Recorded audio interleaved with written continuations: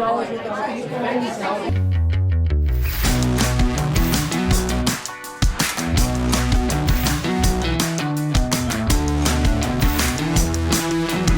right, welcome to Cwic Show. My name is Greg Mattson, and I am your host. In this episode, our guest is Erec Smith.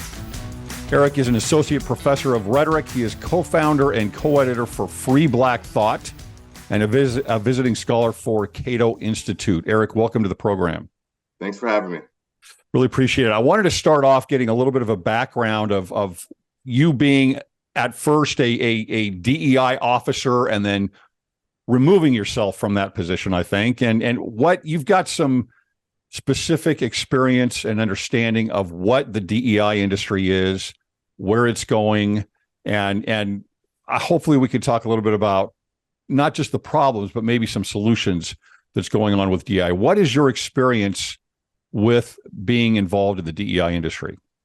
Well, when I was a diversity officer in the mid to late aughts, I was abiding by what I guess is called second wave anti-racism, which is the civil rights movement, King, Bayard Rustin, all these people we deem as heroes today who talked about the content of character as opposed to the color of skin and things like that. I was abiding by that version of anti-racism, not the third wave anti-racism that's going on today. That being said, it was still pretty useless. And I think it was useless for a couple of reasons. First, it's hard to mandate things like this. And because people get resentful for whatever reasons, whether they should or shouldn't is not what I'm talking about here. I'm talking about the fact that they did, and not everybody, but enough. And when you don't mandate things, well, you end up preaching to the choir. Nobody's really there who really needs to be there or anything like that. Secondly, and most importantly, in my mind, that kind of diversity training and the current kind of diversity training, they skip a key step, right? When we get into these trainings, we go straight to how do we get along with other people? How do we understand other people? How do we make sure they feel included, or yada, yada, yada, things like that. We skip how do we get along with ourselves? And what I mean by that is how do we talk to ourselves? How do we explain the world to ourselves? This is kind of what is called intrapersonal rhetoric in my field. And I mean, lest you think it's some kind of new agey woo-woo thing. I mean, Francis Bacon talked about it. Hannah Arendt talked about it, Other philosophers implied it, at least. And there are several scholars in my field right now who are focused on how we talk to ourselves. So this is metacognition, thinking about thinking, being self-aware. How do we self-manage? How do we manage our emotions? What pushes our buttons?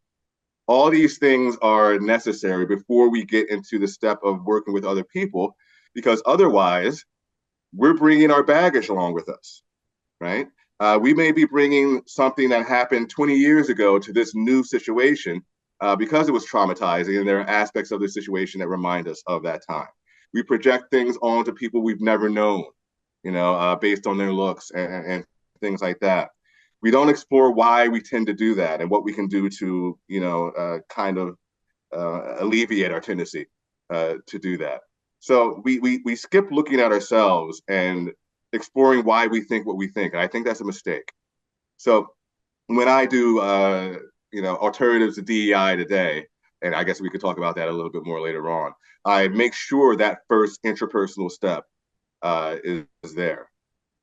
When you go into that first interpersonal step, then is that going to, what is that going to change going to the next step? In other words, how is that going to lower barriers? Is that going to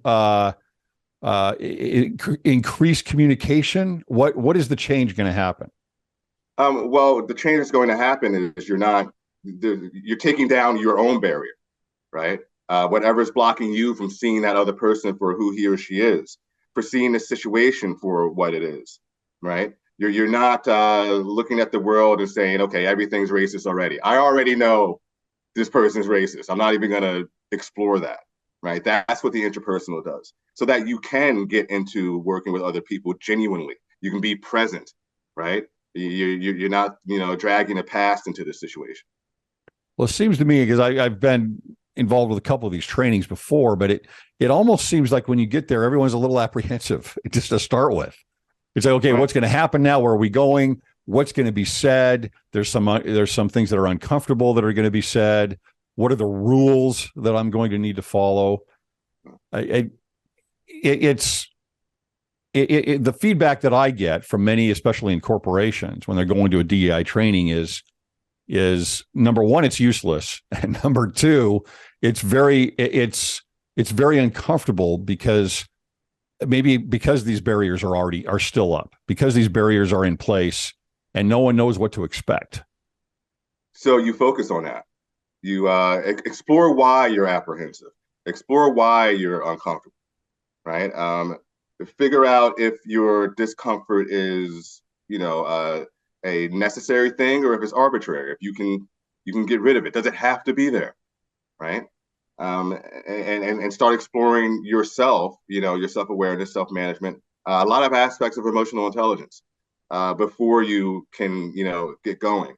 Right. I think there are a lot of preliminary steps that aren't being taken in a lot of these diversity trainings. That's one of them. Another one is, operational definitions. Okay, can we agree on what diversity means today in this room? Can we agree on what harm and color blindness means today in this room? Right? If you can establish being present in the moment, and you can establish what we mean by these terms, then you can get into, working with other people and trying to understand them and helping them understand you. Now, that's a very good point on the definitions there. I mean, you go into postmodernism, and everything's been brought in with language with postmodernism. It's there. It seems to me that usually with a DEI training, there's going to be a set vocabulary and a set meaning already in place for these words. Yeah. Right. That whoever's given the training is going to tell you what they mean. And it may be very different from what you had thought. Equity, right? What is it? There's already, certainly culturally, that word is pregnant with connotation and context that didn't exist 10 years ago. Right. Right. So is there a consensus as to what that's going to mean? Can you get a consensus on what those words mean? No, but I don't expect one, but that's part of the point. You have a conversation about those meanings and why they are the way they are, okay, and why people are using them in certain ways. An elixir for a lot of this is just genuine conversation, really.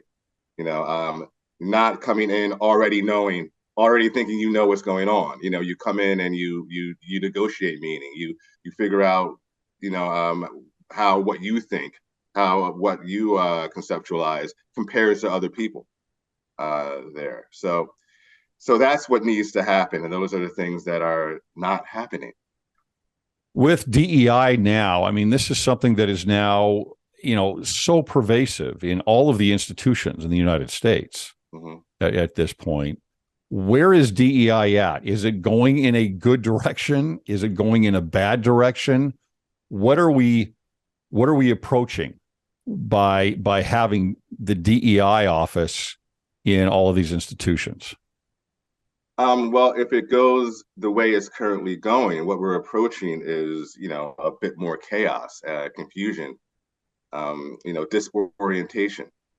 How should I say this? Well, I look at these things teleologically, and what I mean by that is I look at the proposed goal of all of this and try to work backwards.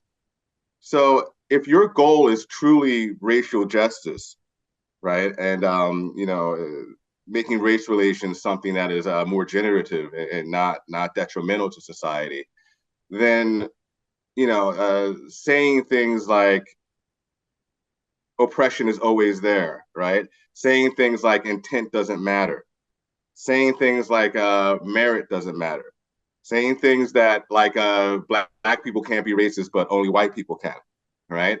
that the logical progression of that is a very disoriented workplace or academic department or something like that, where people are uncomfortable with each other, people are walking on eggshells, people are self-censoring, right? That doesn't make sense. Those ideas don't make sense if that's your goal. However, if your goal is social transformation, right? If your goal is revolutionizing society, getting rid of the powers that be and establishing something else, it makes a lot more sense. Because what you want to do when you're doing that, and this comes from a lot of critical theory, critical Yes. social theory, Mm-hmm. ideas that go as far back as Horkheimer and Adorno in the 20s, right? If you're trying to topple a society like that, then you confuse things. You make people question things they never questioned before, like the merits of reason and rationality, like the merits of hard work and self-reliance, individualism, delayed gratification, right? These are all things that are now being demonized. Why they're being demonized? They're valued in the contemporary status quo, what's going on right now. And if you can make people question the very fundamentals of that society, then that society will start to hobble and eventually fall. Well, I've studied this for about 12 years. I started back with Jonathan Haidt and his coddling of the American mind. And what he was starting to look at on campuses back in 2012 and what was happening. And so I've gone back and I've looked at all the DNA of all of this. I've gone back, looked at the critical theory, gone back further all the way back to, Hegel and Kant, et cetera. And you see this DNA coming through about victim and oppressor, right? And it's like everything gets divided into this filter. What seems to me to be the virus that has mutated with this critical theory today is that they've been able to attach it to identity. And that identity is primarily twofold. Number one, it's race. And number two, it would be mostly sexual orientation or a sexual identity, something that gets us more in line with, starting with CRT and then moving over into intersectionality, which is basically the same premise. And so identity now becomes this area of the oppressor and the victim. Which one do you fall in, based on usually immutable characteristics that you have? As an example, you were talking about merit. You had the diagram that was put in the Smithsonian. I think it was the Black History. Can't remember. It was like a two-parent family was whiteness, right? Or merit is whiteness. Delayed gratification. Delayed gratification. The concept of cause and effect. It's crazy because it's like all of a sudden these principles are given a color, right? They're given a race, a color, and an ethnicity, and put into a pejorative category. Whereas previously, I mean, if you look at the mutation of this ideology going back further, it was mostly class that would be this division. It's been incredibly successful moving this over into these identities, hasn't it? Yeah, it definitely has, and that is definitely by design. You can look at Adorno and Horkheimer and Marcuse, and especially, and see the seeds of this. But what they said, especially Marcuse, is that well, this class thing isn't working. We're not going to have a revolution if we're basing it just on class. We got to change this up. The Black people are upset. Let's ride that wave, right? And here we are. Let's use race as the main point of contention here. All right, instead of bourgeoisie and proletariat, we have white black, right, or white BIPOC or whatever you want to say.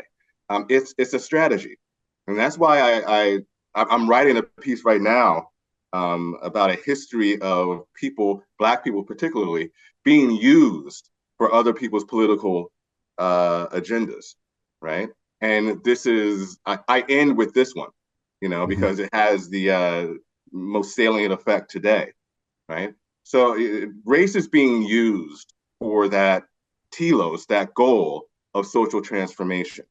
It's not. It's less about race and the well-being of minorities and more about that. Yeah, the way I usually explain it is, look, there's a certain chassis underneath this. Yeah. And they've changed the body of the car. That's been moved. The color's different. The model is different, but the chassis is the same thing. Yeah. It's all critical theory. It's and it's the same objective. It is a revolution, but without bullets. Yes, yes. And in fact, I mean, if we want to go back to other cultural Marxists, if you will, and Gramsci is the person who really planted this seed. The idea with Marx was if you change the economy, you change the society, Mm-hmm. right? Gramsci spun that, right? If you change the society, then you can change everything else. Hmm. Right? So if we take these, valued concepts, right, and we demonize them somehow, right? If we say that, color blindness is fully a bad thing, right? Then we can start to, topple this status quo and perhaps, bring up something different. Yeah. To that point, Christopher Rufo recently he's come out with this three-pronged phrase, which is similar to diversity, equity, and inclusion. Yeah. And he goes over equality, merit, and color blindness. And so I wanted to just talk about that just for a second on kind of the juxtaposition of each of those words that he's using. Because again, words are very important here. He uses equality in place of diversity, meaning equality of opportunity, mm-hmm. right? And bringing that in for everyone. Merit in place of equity, which is more of a forced outcome mm-hmm. for everyone. And then color blindness in place of inclusion on this. I wanted to first go over equality versus equity. You had been talking previously about, I read an article that you talked about the free exchange of ideas that's happening on campuses, mm-hmm. and the idea of free exchange versus harm that on campuses. It's like, this is harming me, I don't want to talk about it. We saw this recently at the Stanford Law School, and where the associate dean of diversity, equity, and inclusion stood up, stopped the speech of a judge, and basically grandstanded, saying, is this worth it? What you're talking about, your ideas, is this worth bringing up and harming everybody here, right? In listening to what you have to say, this harm, this micro or macro aggression that he's giving here. Explain the dynamic here between that idea of equality and free exchange of ideas and a forced equity and the outcome. How does that change society? How does that change things on our campuses? If you base what can and cannot be said on how it harms people, then you can basically censor anything, because we are individuals and individuals are harmed by different things. We're also not harmed, right? What is a microaggression to one Black person may not be to the other Black person.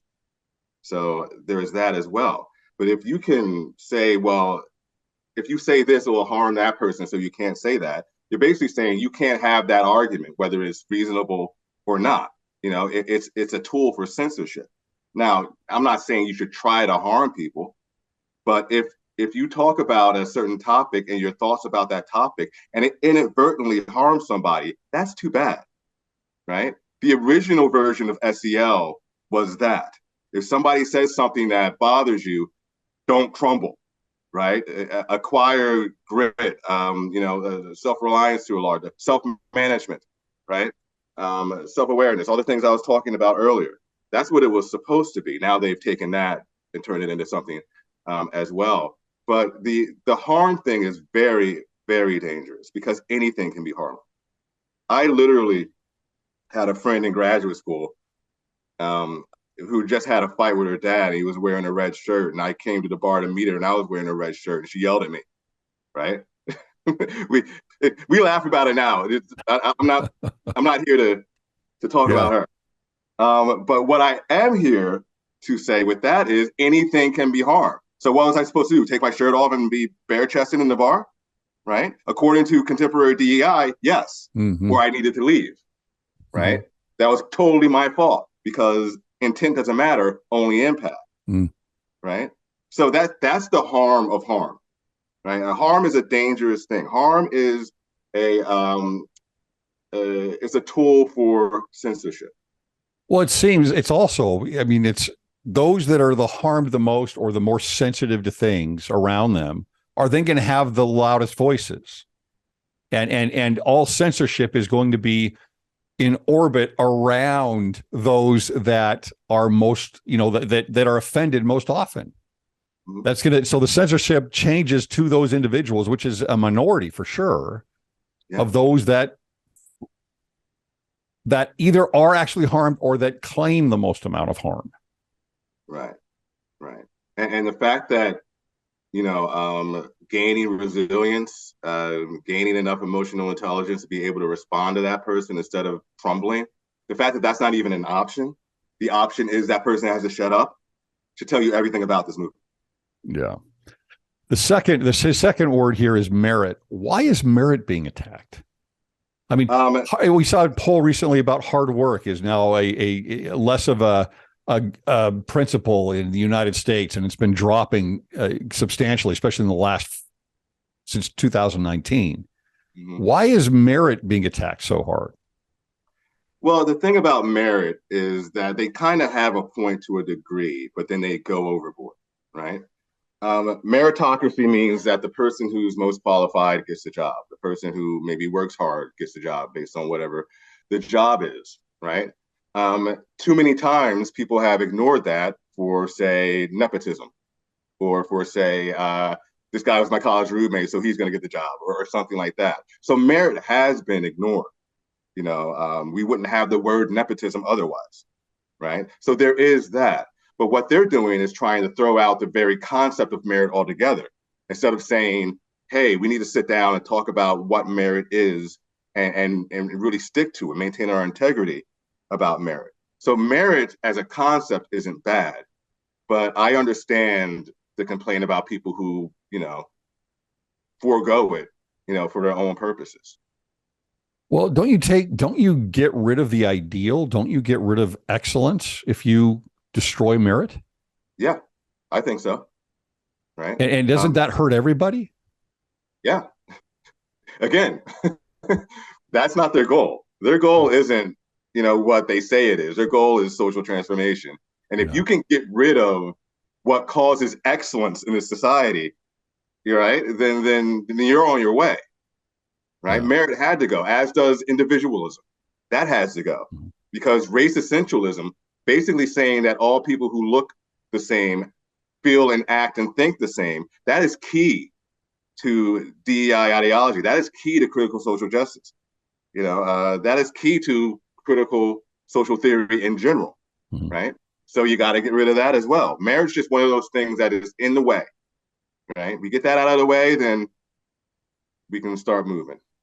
Well, and merit also means that some people are going to excel more than others. There's going to be variance of outcome, right? And if you don't want the variance of outcome, if you want a forced equality or forced equity in the back end, then you've got to destroy merit, it seems to me, as well. Yeah. This third word, color blindness. Now, this one's interesting to me because, if I go back and I look at someone like a Martin Luther King Jr., who is a hero and created so much good change, he was very focused on color blindness, right? It's the content of your character, not the color of my skin, right? I've talked to others. I was speaking to a young Black woman in South Africa, and she says, "Well, color blindness though is good to a certain point, but not to another point. In other words, I want to hold on to my Black identity. I'm a South African. I want to hold on to my Black identity. I don't want you to be completely colorblind. Understand who I am, with this. How do you bring those two concepts together? Okay, I'm going to be quite blunt with this one, all right, because it's a big peeve of mine. The person you were talking to is an idiot, okay? And I'm going to tell you why she's an idiot, all right? Color blindness never meant I don't see your color. It only ever meant I'm not going to base a decision on your color, right? I'm not going to, hire or fire based on your color. That's what color blindness means. It doesn't mean I don't know you're Black, right? It doesn't mean I don't know you may or may not come from a culture where African ideals are salient, right? It doesn't mean that, and not every Black person identifies with their skin color, right? I would be very disappointed if people looked at me and all they saw was a Black person. I would be very disappointed if people who I've known for 20 years still see me as Black first, Erec second. That would disappoint me. I don't want to live in that world, right? But the people who are going against color blindness want to live in that world. Not everybody's your friend. Yes. Right? You're Black. Your friend is basically saying, well, all Black people are like me. She's implying that. And for that, she is an idiot. I'm sorry. And I know that's mean, but it's also very true. Color blindness is a good thing. They're misinterpreting it. They're pretending it means something it never meant, right? And it does not mean racism blindness. If somebody is pretending to not see a blatantly racist situation, he's not being colorblind. He's being racism blind, right? That's what he's doing. And that is an issue, and you need to address that. That's not color blindness. I want to live in a world that abides by color blindness in the original sense, and I will fight tooth and nail to make sure that happens. Okay, so I'm glad you're going down that route. It's more to me in the way that this is being attacked, right? That color blindness is being attacked today by the DEI individuals in the world, that it's more of a reaction. It's more of a, hey, we're going to circle the wagons around race, right? We're going to circle the wagons around a collective identity of race. Because if we allow for color blindness to be a concept that people follow, then that pulls down the model, as I'm talking about with a car, that takes it away. And if it takes it away, if it disarms that, then everybody can see what the chassis really is underneath. Doesn't that make sense? Okay. Yeah. So they're basically saying we have to change this definition if we want to succeed. Yes. Which implies that they know it's not the right definition. Right? There's another definition that has to go away, that the right definition of color blindness. And what you're talking about as well is something the philosopher Gayatri Spivak calls strategic essentialism, right? What was it called? Strategic essentialism. Yeah. For this political purpose, we're going to all unite as one unit. We're going to all be the same, right? And once that's acquired, then we can go back to our individualism. The going back to our individualism part is not included in contemporary DEI. The race essentialism has to stay there. Why? Because if you get rid of it, if you start to appreciate individualism, everything falls apart. Everything they're doing falls apart. And that goes right back to our identities, right? It's like there is a psychological tug of war in our society with critical social justice and DEI that says, we're going to pull you away from your individuality and put you into these groups, into these intersectional, rungs on the ladder. And if we can do that, then we can change your actual self-identity. We can change who you think you are. Right. Right. Doesn't that make sense? Yes. Yeah. That's what they're doing. Going to academia here a little more. I call most of this, the critical social justice, the DEI, all of this, identitarianism, to me is the religion of academia, because this is where it sprouts from. And you now have 20 plus million college students in the United States. You go back and you see this absolute, because of prosperity and the focus on education, you've got this curve, over the last 60 years that just rises up here, where you now have about 70% of all high school graduates start off going to college immediately after graduating from high school. And so we're funneling all of our kids oftentimes into this laboratory where critical social justice, the gospel of equity, the DEI tenets are all being taught, and in many cases indoctrinating these kids. Is this the right model? I mean, you're in academia, right? Is this the right model for us to put all of these young, impressionable minds now coming out as adults into a lab where basically many of them are getting these ideas and absorbing them? No, it's not. The right way to go is a telos of critical thinking, right? Yeah, you help people look at things, scrutinize, apply logic and rationality, when necessary, which is most of the time, if not all of the time. And that's how you go about doing it. And they come to their conclusions based on diving into the information they have, right? And synthesizing things, analyzing things, and coming to a conclusion. That's what you do. And you do it in different ways in different disciplines, but that's what you do. What they're doing now is saying, don't critically think about this. This is already established, and what's established is oppressor oppressed. You can't get ahead. Everybody's out to get you. All right. Now we can talk about, thinking critically within that framework. All right. There's a late philosopher, Richard Paul, who distinguished critical thinking from what he calls sophistic critical thinking. Right. Critical thinking is fair-minded critical thinking is, rigor of thought, right? Regardless of what you want, right? You're not coming to a conclusion because that's the conclusion you want. You're coming to a conclusion because that's what the information says. That's what the research dictates.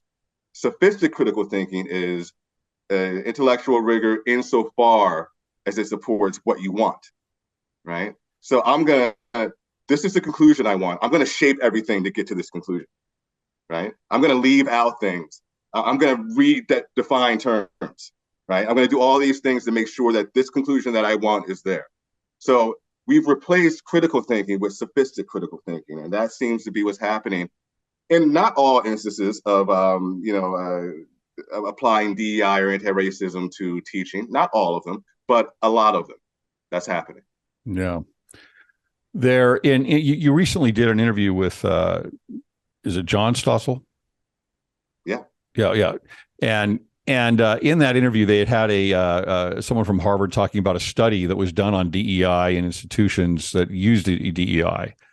And that the actual result, she had said that there wasn't a single study done on this where DEI had improved the outcome of minorities actually getting jobs, of well-being within the institutions. Has DEI and critical social justice helped Black Americans overall or harmed them? No, it hasn't helped. Here's how it may help. It may help people who don't have a strong sense of self-esteem, self-dignity, who are afraid or apprehensive to go out into the world. It may help them because when they fail, they can say, systemic racism, right? Kendi's last article in the Atlantic is this, right? I'm not a bad intellectual. It's you guys. You're being racist. That's literally his thesis, right? Which sounds to me like a cry for help. I mean, I was going to write a response essay, but then I was like, okay, that's kicking somebody when he's down, because I can't believe he just wrote that. But that's what he's doing as well. So it helps, but it's a semblance of empowerment. It's not real empowerment. In fact, that's the subtitle of a book I wrote 3 years ago, called A Critique of Anti-Racism and Rhetoric and Composition, which is my field, the semblance of empowerment, because that's what I'm talking about. They feel empowered, but really, they're being empowered for a world that isn't necessarily there, right? They're being empowered in that they're relinquishing responsibility because if they fail, it's not their fault. It's the system's fault. So in that sense, it helps, right? But it doesn't really help. Well, and Kendi is like the icon of anti-racism. And Yeah. and yet if he's doing this what he's doing in the article is exactly what he preaches in his anti-racism, right? Yeah. In terms of don't take on the responsibility. There's always racism in every situation. Unless you're an activist which is really what he means by an anti-racist and you're either assimilating or you're a racist. Right. And I mean, he's just doing what he preaches. Yeah. Yeah, he's doing what he preaches, and what he preaches, and that article is proof that what he preaches is weak. Mm-hmm. Right? I mean, what was that, like a 5,000 word essay? It will take me 50,000 words to discuss everything wrong with it. Right? That's how profoundly bad that essay was. Right? He's basically saying, and this goes back to all the things that are deemed white now. Right? He's basically saying, oh, your definition of intellectual regarding reason and citations and stuff like that, that's racist. That's a white thing. Black people don't do it like that, which A, is a lie, because Black people do it like that, right? And B, is a blatant cop-out. Now, he'd call me somebody whose mind has been colonized because I appreciate the concept of citation, right? Colonized. Logical progression and things like that. He'd say I was a racial duke for that, which furthers his idiocy. I told myself I wouldn't, kick this guy when he's down, but here I am kicking him when he's down. Well, it's interesting. You're colonized because you don't agree with him. That's really what it is. I mean, Yeah. if your fist isn't up in the air and you're not fighting for the revolution, then you must be colonized. Yep. Yeah. I want to finish off here, Erec, with talking a little bit about SEL. We've done this on the program quite a bit. Talked about the K-12 space, especially. There are all of these programs that are being brought in, sometimes with under a cloak of improving the lives of students in the K-12 space. You've got SEL. You've got now mental health is a new way of getting to these kids through counseling and through now technology, through apps.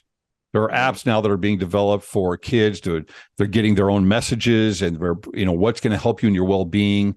And they're mostly based off of equity, right? They're basically built off of these same tenets. SEL started off as something very different than what it has become. Where now we're, as you talk about the two differences of one, traditional, and now we've moved to transformative with SEL. What are the dangers that you see in what has really, again, become very pervasive in the K-12 space? What are the dangers that parents should be looking for with SEL? The dangers are the same dangers as everything else. This is a great way to end because it really brings everything together. I want to say that original SEL is aligned with emotional intelligence. Again, like I talked about before, self-awareness, emotional self-control, relationship awareness, right? Working well with others, things like that. Grit, resilience, things like that. Transformative SEL, which is now being called SEL, right? Because they like to rearrange definitions and things like that, can be defined like this. Transformation of SEL is a process whereby young people and adults build strong, respectful, and lasting relationships, that's good, that facilitate co-learning, that's good, to critically examine root causes of inequity, and to develop collaborative solutions that lead to personal, community, and societal well-being. That sounds okay, but that root causes of inequity is where, they start to play with things, right? Now it's, instead of emotional intelligence, now it's emotional intelligence insofar as you're an activist for anti-racism, right? So what you're doing is you're not creating emotionally mature people, you're creating activists, right? And who are thinking, okay, if I'm being an activist, then I'm emotionally mature. Like that's the goal now. And I think obviously that's a mistake because it's too narrow, right? And B, it tends to create a lens through which we see the world that is decidedly negative and hopeless. There's a term by a rhetorician named Richard Weaver called a God term. And what that means is that there are certain words in society that we value, right? Those are God terms. Like it used to be reason, rationality, hard work and things like that. Now those have become devil terms, right? Those are bad things now because they're aspects of white supremacy and therefore oppressive, right? And this aligns with what a theorist, Kenneth Burke, called a hermeneutic screen. So what that is applying a God term or a term to how you look at the world, which means you're going to select certain things and you're going to deflect other things. For example, if my God term is civility, right? Civil society, whatever, and somebody asks me what time it is, I'm going to say, wow, okay, you trust my ability to tell you time. That's fantastic. I'll tell you the time. If your God term is victimhood and somebody asks you what time it is, you'll say, are you testing my ability to tell time? What's wrong with you? Mm-hmm. That's so rude. You think I'm inferior, right? So if your God term is victimhood, you're going to look at the world and see nothing but victimhood, right? That your screen is defined by victimhood.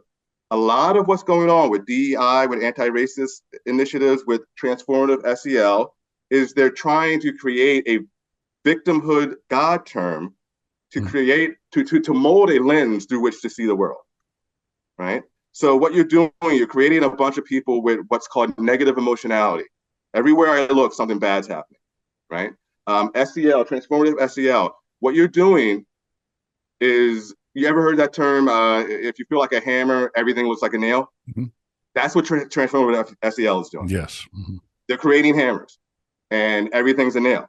They're creating victims and everything is oppressive, right? So that's what that is. And well, as you can tell, it frustrates me. Yeah, well, it should. The Castle, CASEL, right, which is kind of taken over a lot of this SEL drive. Just a few things that I pulled up off their website here, right? It's instruction that honors and makes connections to students' lived experiences. That's a code word. Yeah. Others' lived experiences. They talk about cultural responsive education, teaching prejudice. This is to kindergartners and third graders, right? Teaching prejudice and biases, issues of race, class, and cultural impact on our society, and opportunities for youth to use their voice and skills. There's your praxis to examine inequities and create solutions for social change. This is revolution. This is activism, right, and tenets of critical theory being brought into little kids. Precisely. What they should be saying is, we're teaching critical thinking so that they can go out into the world, and if they want to be activists, they can apply critical thinking to that. If they want to do this, X, Y, and Z, they can do that. This instead is saying, you're going to be an activist, right? And all your critical thinking is going to be insofar as it helps your activism. And that's it. That's not education. It's social transformation. It's indoctrination. Yeah, it's very concerning. Erec, thanks so much for your time. Really appreciate it. Where can our audience follow you? Well, I'm on Twitter at Redders_of_York. I'm also, I guess you can Google me, right? That's a pretty good way to see what I'm doing and what I'm up to. But yeah, and obviously, Free Black Thought is something that I'm very involved with, so you can follow them on Twitter as well. Okay, we'll make sure to put all those into the description box in the YouTube channel. Thanks so much. Really appreciate it. I hope we can have you on again. All right. Thank you very much. Thanks, Erec.